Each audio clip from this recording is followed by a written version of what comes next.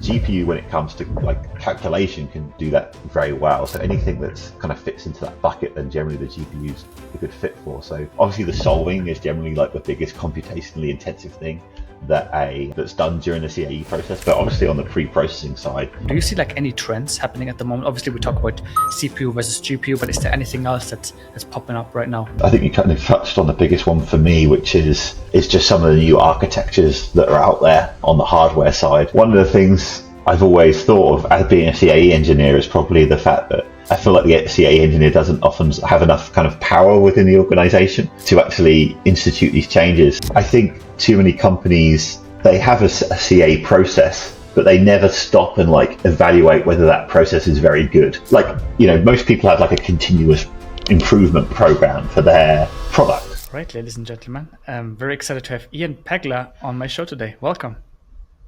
It's great to be here. Really, really cool. Can you give the audience a little bit of an overview? Like, who are you in the first place? What are you working on at Nvidia? And then we'll kick things off with like CAE, what CAE means, what the status quo of CAE in the industry, and like where we're heading towards in terms of AI and machine learning. Yeah, great. Well, my name's Ian Pegler. I'm part of the business development team at Nvidia. And my focus is CAE. So a big part of what I do is kind of looking across CAE and looking across the technologies that Nvidia has, and hopefully leveraging those technologies to hopefully make everybody's life easier when it comes to CAE. So most obviously, you know, people think of things like GPU acceleration as one of the things that I spend a lot of time working on right now. My background is I spent many years as a CAE application engineer, 12 years in fact. So CFD is my kind of main background, so I'm kind of very familiar with those workflows, and it's been kind of very interesting working for Nvidia, kind of coming from a CAE background and moving to a company like Nvidia. So it's definitely an interesting time in CAE right now. Absolutely. When you compare like the CAE, quote unquote, like workflows, what systems were used, what tools were used 12 years ago, 15 years ago, compared to now, do you see like any trends happening at the moment? Obviously, we talk about CPU versus GPU, but is there anything else that's popping up right now besides AI, obviously? Yeah, I mean, I think you kind of touched on the biggest one for me, which is just some of the new architectures that are out there on the hardware side. I mean, we talk about, obviously GPU is the one that's kind of, you know, coming up most commonly, just because I think we've got more and more support from the kind of ISVs that people use, you know, produce the CAE tools for like the GPU solver. So that's becoming more and more common, particularly on the CFD side, and we're seeing people actually use that in production now, rather than it being kind of a research topic, which I think it kind of people saw it for many years. It was kind of this thing that was kind of coming, whereas now, you know, there's quite a few people actually use that instead of day-to-day workflows. And as well as the GPU, I think you're seeing these kind of new architectures coming as well, like the combinations of the GPU and CPU and things like, you know, for us, Grace Hopper, and, you know, there's other people doing the same thing as well. So, you know, I think that'll be really interesting for things that maybe don't fit perfectly on the GPU or don't lend themselves perfectly to the GPU. Some of the structural solvers, for example, can leverage both the GPU and the CPU at the same time. So I think the biggest thing for me, I think we're going from a world of where, you know, everybody was just using like a kind of a CPU cluster for everything to where, you know, I think you're going to have kind of like a more mixture of architectures depending on what makes sense for a particular workload. I think that's probably the biggest change I'm seeing right now. Yeah. When you build a kind of a business use case, or you can maybe do a feasibility study when GPUs make sense, like how do you actually identify what makes sense at what stage of the company, for example, and who should be the stakeholders when deciding for such a change or big change? Yeah, so I mean, I think for me, GPUs make most sense for the larger models. So often it's going to be most benefit to a company that's running larger cases, and they need to turn those around relatively quickly. That's where people are going to see the most benefit. So, you know, so far, like I'd say that the areas that we've seen people actually use it in production is probably on the automotive side for like external aerodynamics, aeroacoustics, those type of applications, for two reasons. One, that's what currently like a lot of the solver support of the kind of mainstream CFD tools. Obviously, there's a lot of other tools out there like SPH codes and things like that that support GPU. But for the kind of Star CCM Plus, the ANSYS Fluent of the world, that's what they're like. The physics currently supports. Plus, the automotive companies are often got very tight deadlines and design cycles. So being able to turn around an air acoustic simulation like, 20 times faster is going to be like a huge thing for them. So that's probably where I've seen the most benefit. But generally, I mean, there's two ways to look at it. I always think there's a classic kind of HPC price performance calculation, like what's the throughput I can get for a certain amount of cost. And that's something we obviously do with GPUs, and we hopefully should be still seeing, like, last time I did a calculation, like 4x better return by running on GPU for these cases. So there's one point, the kind of classic price performance, but then you have the kind of business, hopefully, impact as well. Like, if I can do these things a lot faster, and hopefully I can like iterate my product faster, get something better out the door. So that's the like other part of it. So so GPUs can really help with those large, big cases. I think is definitely where I see the most value. But then for the smaller cases, then some of the desktop GPUs tend to be a good option there. Just in terms of like price performance, like if you're running like something below 20 million cells, then maybe like running that on one of the desktop cards is probably a better option for you rather than going to like the higher end data center GPUs. So yeah, that's what I've tended to see people do. So Yeah. definitely the price performance calculation, and then the kind of more of like a business impact assessment of where these can help. Yeah, when we look at the CAE workflow, basically going from CAD to post processing, is there anything else where GPUs can reduce the bottlenecks and maybe generally increase the job throughput in general? Like anything else apart from you've mentioned? Because I think people Yeah, have to I become mean, aware. Like I think what people most of the time think, maybe there's some misconceptions in the industry. Maybe we can talk about them a little bit more, and how we can tackle those. yeah, I mean the GPU. I mean ultimately the GPU. I see the GPU as like a throughput. The way I kind of think about it is like it's like a throughput engine. It's very good at doing a lot of very simple things very quickly. I mean, Hmm. because that's generally where it comes from, right? Painting screen pixels at the same time. So, Hmm. you know, simple things very quickly. So the GPU, when it comes to like calculation, can do that very well. So anything that kind of fits into that bucket, then generally the GPU's a good fit for. So obviously the solving is generally like the biggest computationally intensive thing that a that's done during the CAE process. But obviously on the pre-processing side, the meshing is another area that I think the GPU can help with, and people are starting to look into that area. There's a couple of startup companies that have got like a GPU based mesher out there that I've seen, and I know like some of the bigger vendors are working on it. So I think that's probably one area where we've not seen too much yet, but that I think there's probably, in the next year or so, you might hear more about maybe running the meshing side of things on GPU as well. That sounds super interesting. When we have a look at the challenges of CAE, maybe with regards to companies, do you think they're kind of stuck in the virtual testing and then they move towards like other application or use cases? And how do you see that transition going? Like, how can we make sure companies understand how to adapt it and when to adapt it? Yeah, I mean, I think there's some challenges in CAE that are actually not technical. I think it's a challenge of history of where CAE's come from. So, traditionally, years ago, CAE was something that was kind of more of a research area for a company. It might have been, in the research team, but not necessarily in the production team. Whereas gradually we've moved from that, once people kind of got comfortable with CAE to it being what I describe as a virtual test. So, instead of doing a physical test, you obviously do that test in CAE and get an answer. And hopefully that's faster, cheaper, all those great things that we want. But I think the real benefits that I don't think we've fully got to yet, for a lot of companies, is actually using CAE to actually drive a better design. That's not just test what design we have. That's like iterate through tons of different options, use AI to actually help us refine a better design.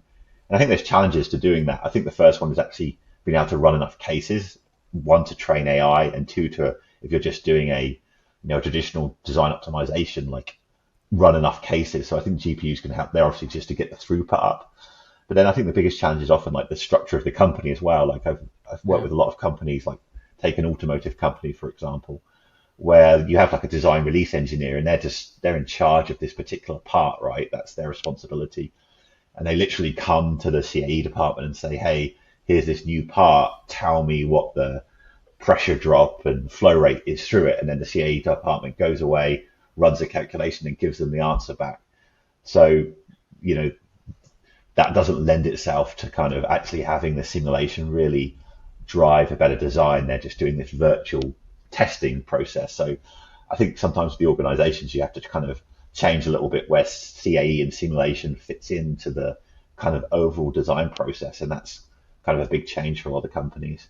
Yeah, yeah. How do you actually do that, Ian? Because I can imagine if you go to a big automotive OEM, for example, and you tell them do this, where you the last 20 or 30 years have done this, like there's obviously some friction. So how do you educate these people or upskill these people to make sure they understand it? It's going to be really difficult because I think one of the things I've always thought of as being a CAE engineer is probably the fact that I feel like the CAE engineer doesn't often have enough kind of power within the organization Yeah. to actually institute these changes. So often you go and talk to like a CAE group, and for example, they've got the HPC system that they use, be it a legacy, maybe it's like a legacy on-prem system that's not been refreshed for many years, and they kind of accept, well, this is what we've got, like this is our stuff. Whereas I think what we need to do is get better at kind of, enabling the CAE group to advocate for themselves and how important they are in the design, to actually speed up the design process, make these products better, faster, all those things that we want to do, so they can kind of, get better resources and get more integrated into that design process, which is hard to do. And, it normally takes somebody. The key is to find the right people, right? Often in an organization, there'll be people that are more inclined to change things, right? There's those kind of that rare breed of person that's kind of open and it's really going to change things. And sometimes that's a manager or a senior manager, and you find the right person. But finding those people that are going to kind of drive that change is the key, and then enabling to do that. So that's what we tend to do, right? Is try and find those people that are willing to make a change, because it is disruptive, right? Like even coming from my previous role as like a application engineer, like a pre-sales application engineer, right? Like part of the job was to go and change people over to another tool. And it's it's disruptive. There's no doubt about it. There's going to be some disruption to do that. But trying to obviously show people that, hey, this disruption's worth it. Yes, there's going to be the short-term pain, but the long-term gain is actually worth it. It can be a tough sell. So you've got to find the right people that are going to be willing to kind of take that challenge on. Yeah, I So, would be so interested. that's probably the hard. There's a lot of it's kind of one of those weird ones where it's not just a technical challenge. There's a challenge in like the people, the organization, all those kind of things to make these kind of changes. Yeah, kind of a multi-objective optimization problem. Yeah. How do you actually prove the value of a solution? For example, maybe you work for Siemens now, for Nvidia, especially with regard to the democratization aspect. Is it the job of like how much is Nvidia contributing to the kind of democratization, especially for designers maybe using these simulation tools? Is it the job of you guys, meaning Nvidia, to do that, or should it be the simulation departments or simulation companies telling them how democratization works? Yeah, generally, like the way NVIDIA works is like we see ourselves as like a platform company, right? So we provide this platform, be it the hardware, the software libraries, and the application frameworks that we make. So generally, the way we think about it is, we want like these, CAE vendors to kind of build their solutions with our platform, and then they go out and really work with the customers more than we do. Obviously, on the hardware side, we tend to do that a little bit as well.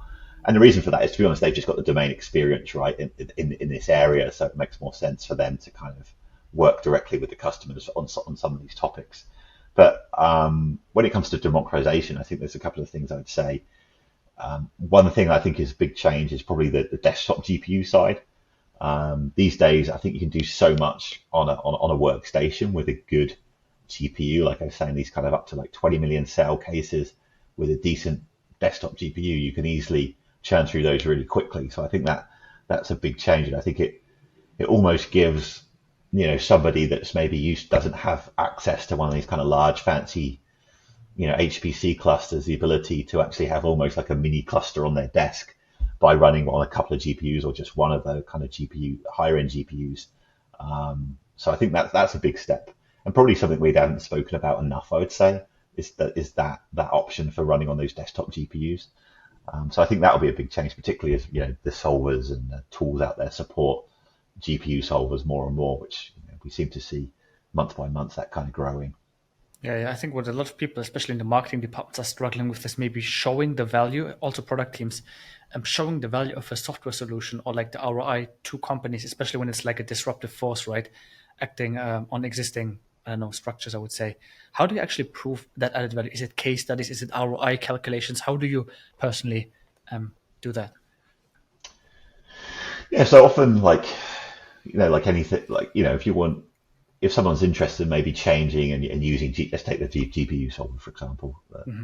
If someone's interested in moving their like HPC from something that's a very traditional, CPU system over and maybe trying GPU and see if that gives them improvement. Often we start with some benchmarking, right? There'll be, we've got sort of benchmarks that we've got for the majority of the CAE codes out there that run on GPU. So often starting with those benchmarks and just giving people a feel for like what the expected performance of those of that particular use case would be. So that's the first step. So you can kind of get that in the head. Then the second step, I think, is to look at the more of the price performance side. Okay, you kind of like what the performance looks like, but what does this look like in terms of how much money do you have to spend on GPU, or how much money would you have to spend to get the equivalent performance on the CPU? What does Hmm. that difference look like? What does the licensing difference look like for your particular tool? Because every CA vendor has a different way of licensing. So that has to be put into the calculation as well.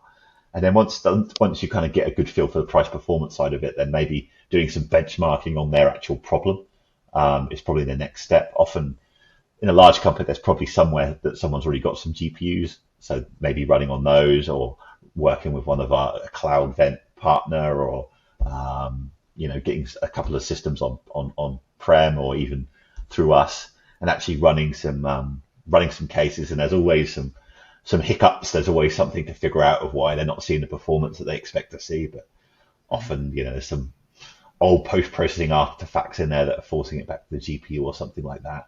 And then once they kind of see the performance, then generally most people are pretty happy with it. So generally that's generally how it works. I'd say is some sort of process like that. The challenge is obviously some of these things can take a long time to go through, right? Particularly if you're going to look at like an on-prem solution, because you have to have the make rack space, the power supplies for the GPUs. The GPUs do take more power Hmm. on their own, but overall it should be less power. But the actual rack box itself is going to take more power. So those kind of infrastructure things as well can take us a little bit of time to figure out. That's interesting. What would you recommend then C level to do? Let's say that decision maker, like in adopting new tools, new technologies, how can they navigate through a very complicated space? Like, I mean, there's so many solutions out there, cloud-based, on-prem, whatever. How would you advise them to go about this? Like, what solution to pick? Because obviously there's a lot of marketing fluff out there, GPU first, GPU accelerated CAE, all that kind of stuff. So what would you advise them to do? Definitely try it. I mean, I think there is a lot of marketing fluff out there, and and there always will be, right? It's marketing. You Yeah. want to get people's attention. It's gonna be like trying to catch your eye and things like that. That's the job Yeah. of marketing. But then once you kind of take a closer look, I think I've always said try things, right? That's the ultimate test of anything. Just try it. See Hmm. see see if it's actually useful for you. And that's why I think the cloud is actually quite useful here, because even if maybe as a company, maybe you currently you're on prem, maybe that's just the way you guys operate, but it's very easy to get a cloud instance, spin up a cloud instance of a few GPUs, do a quick test and kind of see what the performance looks like. And that's kind of the beauty of the cloud, right? It's very easy to like pick a different architecture from the instances available, stick something on there, see what's happening, see if you see the performance for your use case, and then make a decision. And the other thing I'd say, it's also worth keeping an eye on, for whatever tools you use, keeping an eye on their like release updates as well, because often they're pretty technical, right? There tends to be like less marketing fluff in those kind of things, and Yeah. they often have updates on what they're doing with the GPU solver, what physics is now available, what caveats there are to the particular physics that's available. So that's always a good place to take a look at, as well as those kind of presentations and webinars that the ISVs put on. Yeah. You being an expert in that field, Ian, you've seen a lot of solutions out there. Like, what do you think a lot of companies get wrong? Is it like this feature paralysis? Like, putting as many features as possible into one product? Or is it like the usability, user interface, user experience? What do you think most of these companies get wrong? Well, there's two things I think people get wrong. One, I would say I want to just go back to like the companies themselves using CAE. I Yeah. think too many companies, they have a CAE process, but they never stop and like evaluate whether that process is very good. Hmm. Like, most people have like a continuous improvement program for their product, right? But not many people have like a continuous improvement product for their CAE processes. So I was really impressed a couple of years ago. Um, this was back when I was at Siemens. A company actually reached out to us and they were like, well, we want to look into this area of simulation. And the question was like, well, why? What's prompted this? And he's like, well, every 3 years, it's our policy that we stop and we reevaluate our whole CAE process and we look out in the market and see, is there anything we can do better? Like, is there Hmm. any tools out there or anything in our process that like we can do better than we do today, both across hardware, software? And I thought that was actually kind of a good idea, right? And I don't see many people doing that. Most people just kind of just keep doing the same thing until just randomly, so through circumstance, they might see something that's more interesting. But I think to have like a rigorous process, like improvement process for your CA process is a good idea.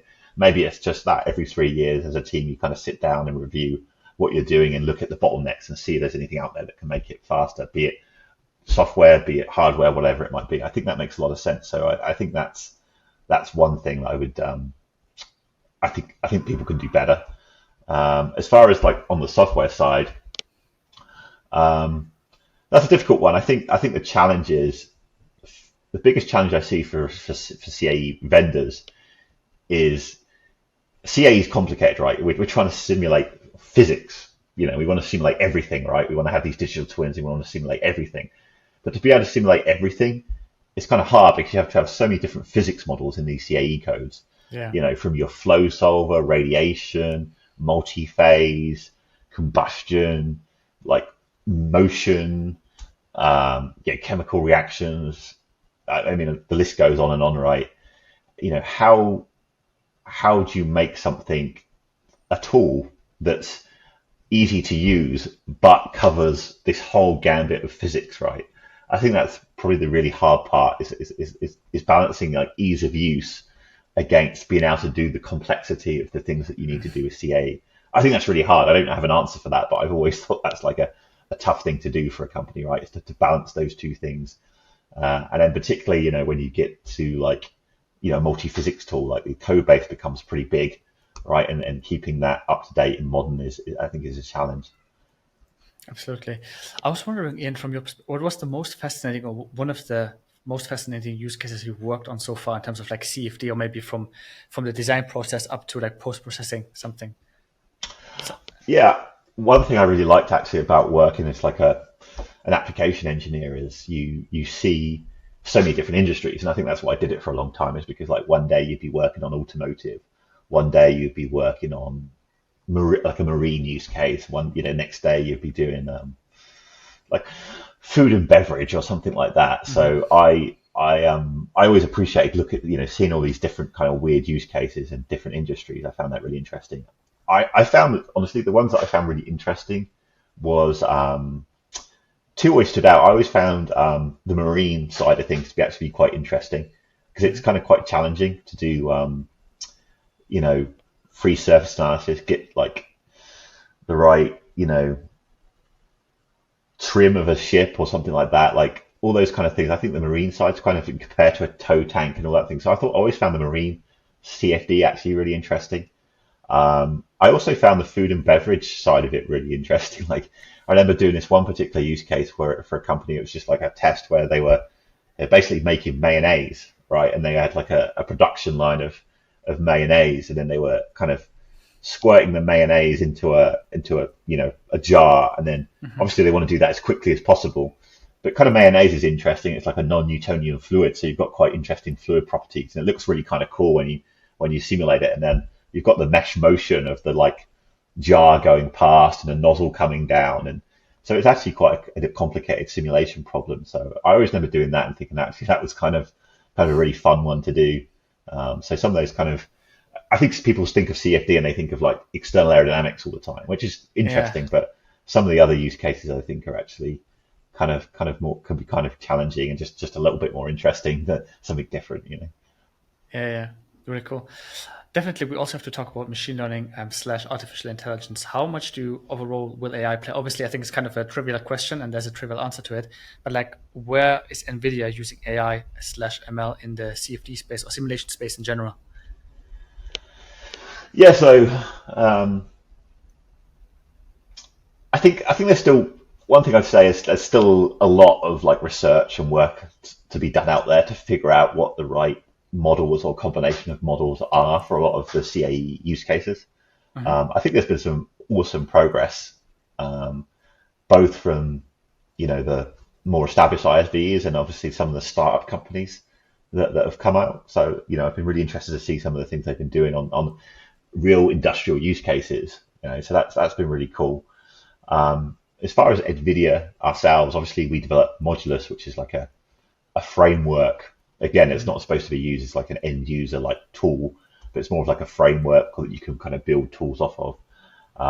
We've got that framework for physics-based AI, and we use it ourselves, right? Like internally for like the thermal management of electronics, we use like Modulus to help with those kind of problems internally. Um, but yeah, I would say it's an interesting area, and it's an area that I've been like trying to learn more myself, coming from like a traditional CAE background. It's been kind of interesting coming to Nvidia, a company that's obviously very involved in AI and has got a ton of like experts in that area, trying to like learn about the different methods and how they work has been really interesting. I know I'm still kind of learning, to be honest with you. Like I feel like I've got like a superficial knowledge now, but I feel like AI is one of those topics. Like the more you know about it, the more you don't know about it. If that makes sense, you kind of Yeah, realize that yeah, there's such a depth of different methods and things that people are trying. Then, yeah, it used to, I mean, the challenge, right, is just CAE. Like, there's no getting away from the fact, like the fluid flow problem is extremely complex, right? You've just got this range of behaviors depending on the Reynolds number of how the flow is going to behave. You've got time scales of very small to very large.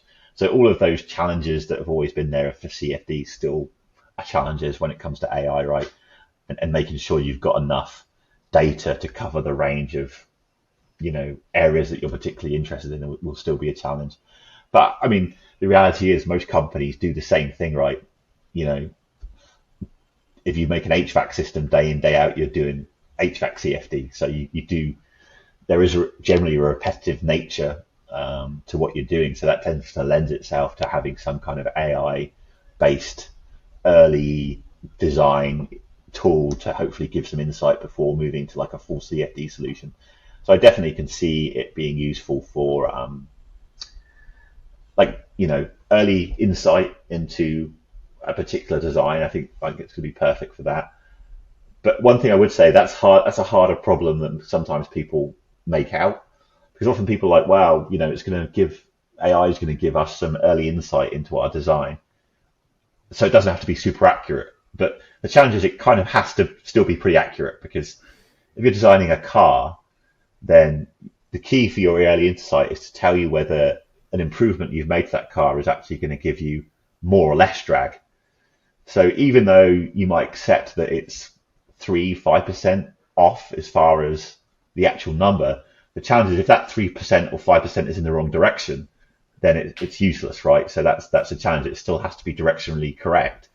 And sometimes with these small margins, that's not easy, right? Like it has to be in the right direction, because the last thing you want to do is say, okay, this part that I put on my car is going to give me better downforce, but in fact it does the opposite. Even if it's by a small amount, then that's not useful. So I think we have to bear that in mind. It's still has to be pretty accurate.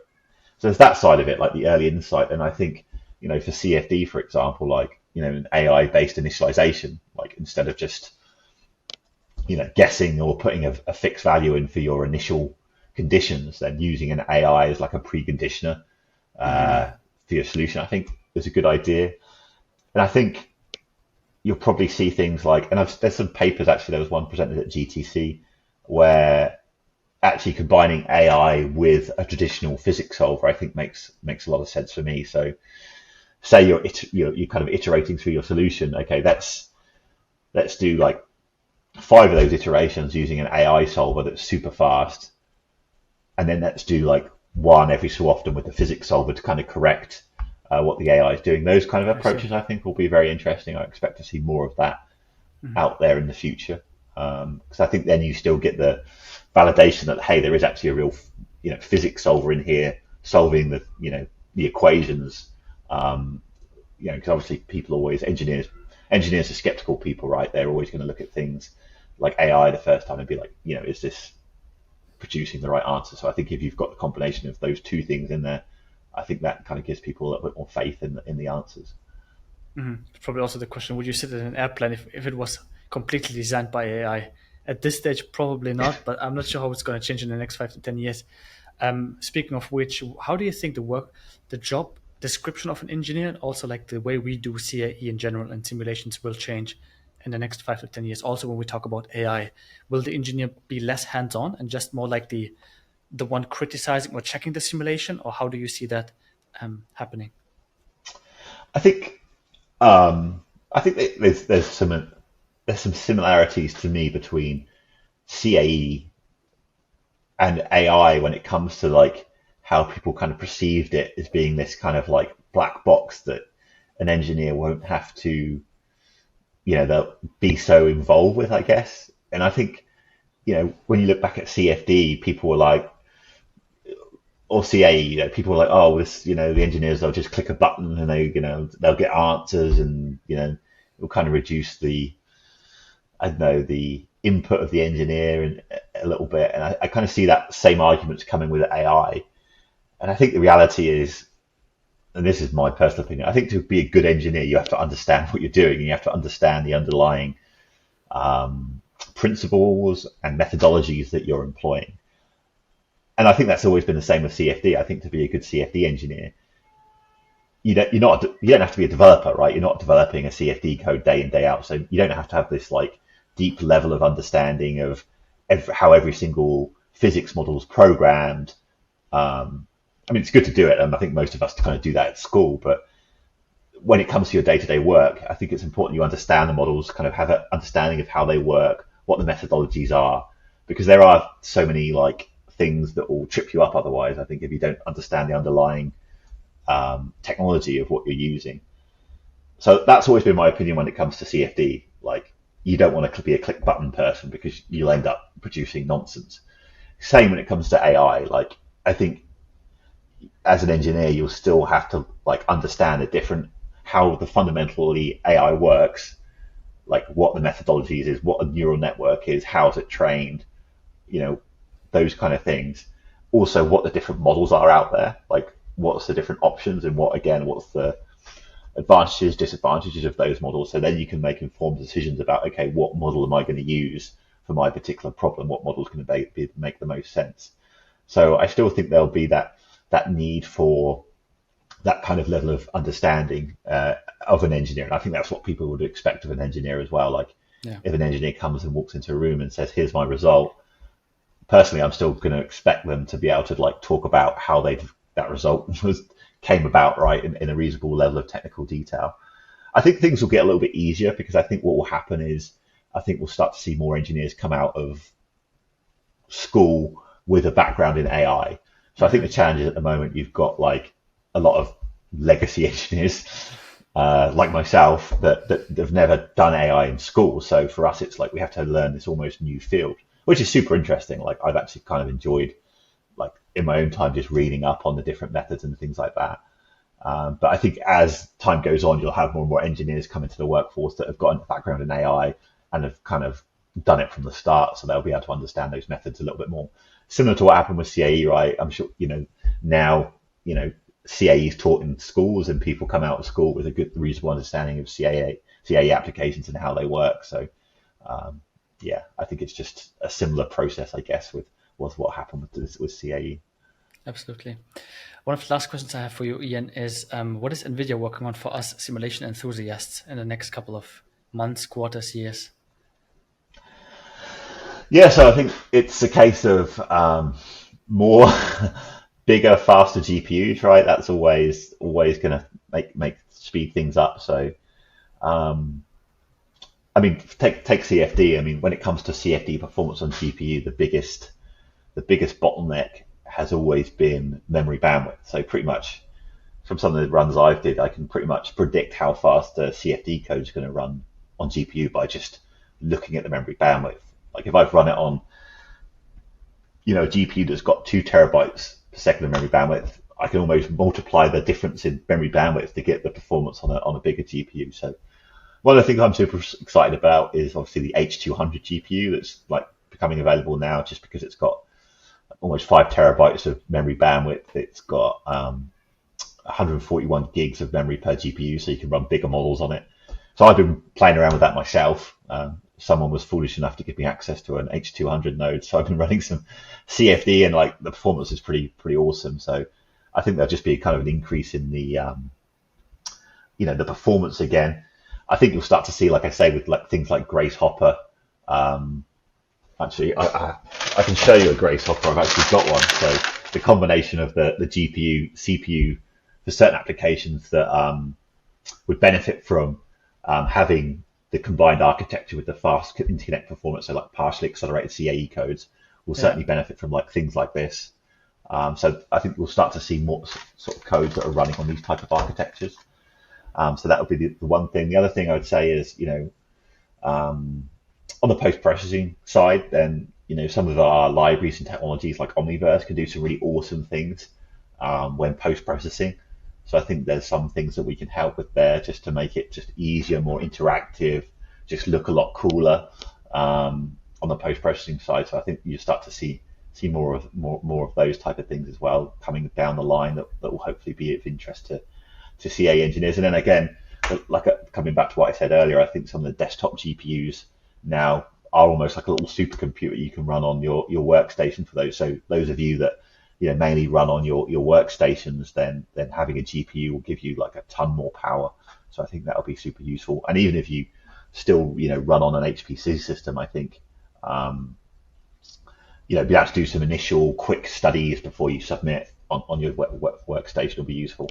And the last thing I'd say is that as the availability of GPUs gets like eases a little bit, because it's been hard to get hold of them, with the increase in people needing them for AI, then I think in the next year or so, then it should be a bit easier for people to get access to them on the cloud and on-prem, those kind of things. So I think that'll ultimately help our CA engineers. And the last thing I would say is the GPU has enabled quite a few like startup companies out there, like small companies that have starting to produce CAE tools that have taken real advantage of the GPUs. That's from the start they've kind of coded up in, their solvers in CUDA, and you can get some like crazy performance from those type of tools, like Charles, for example.